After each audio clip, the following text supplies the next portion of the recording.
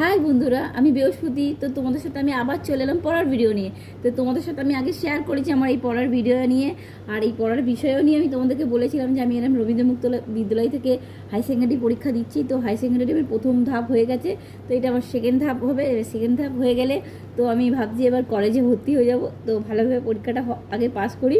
তো তোমরা যদি এরকমভাবে কেউ পরীক্ষা দিতে চাও বা কারোর পড়া হয়নি, কেউ বাকি রয়ে গেছে, তোমাদের আশেপাশে যাদের যেইগুলো স্কুলগুলো আছে তোমরা সেখানে গিয়ে যোগাযোগ করতে পারো।